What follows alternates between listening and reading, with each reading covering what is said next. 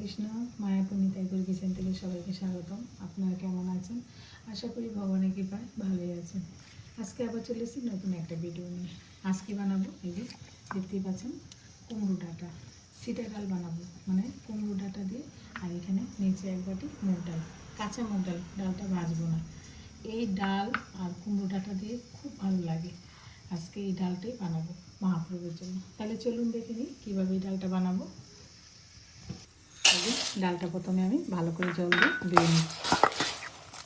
কড়াতে আমি জল দিয়ে দিয়েছি, এখন আমি ডালটা দিয়ে দিচ্ছি। আর দিয়ে দিচ্ছি এখানে কাঁচা লঙ্কা 3টে। ডালটা পছন্দ মতো কম বেশি করে নিতে পারেন। আর এখানে দিয়ে দিচ্ছি এই ডাঁটা, কুমড়ো ডাঁটা।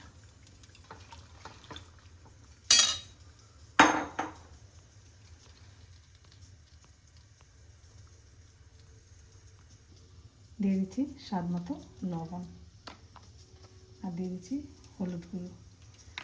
এবার আমি কি করব, এটা এই ডাল ডাঁটা দিয়ে একটু ভালোভাবে সিদ্ধ করে নেব। এই যে এবার আমি এটা ঢাকা দিয়ে সিদ্ধ করে নিচ্ছি। দেখুন ঢাকনাটা খুলে দিচ্ছি।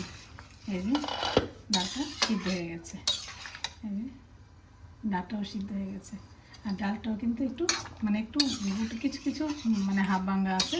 এই ডালটা এরকমই ভালো লাগে। এখন আমি নামিয়ে দিচ্ছি, ফোড়ন দেব।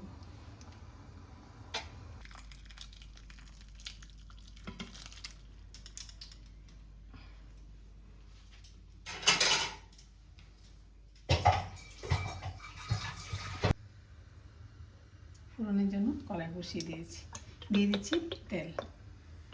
এখানে আমি সরষের তেল দিচ্ছি, আপনারা চাইলে সাদা তেল দিতে পারেন। দিয়ে দিচ্ছি 2টো শুকনো লঙ্কা ভেঙে দিয়ে দিচ্ছি। প্রথমে ভালো করে লঙ্কাটা একটু ভেজে নেব।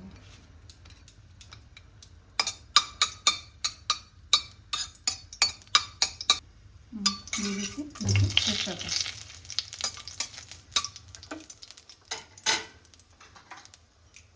এখানে দিয়ে দিচ্ছি কালো জিরে। কালো জিরেটা একটু বেশি করে দিলে এই ডালটা খুব ভালো লাগে। আর দিয়ে দিচ্ছি একটু রাঁধুনি ফোড়ন। ভালো করে কালো জিরাটা একটু ভেজে নিতে হবে। রাঁধুনি কালো জিরে খুব সুন্দর একটা এই ডালের সেন্ট আসবে এই ডালটা। আর দিয়ে দিচ্ছি অল্প একটু হিং, একটু হিং দিন। এবার এখন আমি এখানে ডাল দিয়ে দিচ্ছি।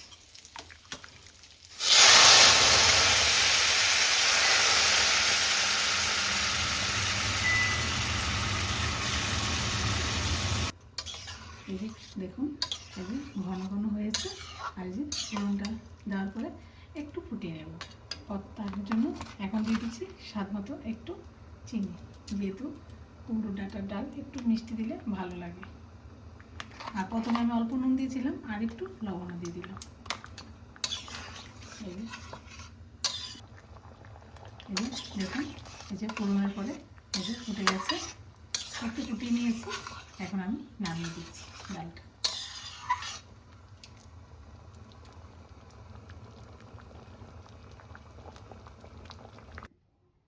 এই যে নামিয়ে দিয়েছি, দেখুন ডালের ঘনত্বটা।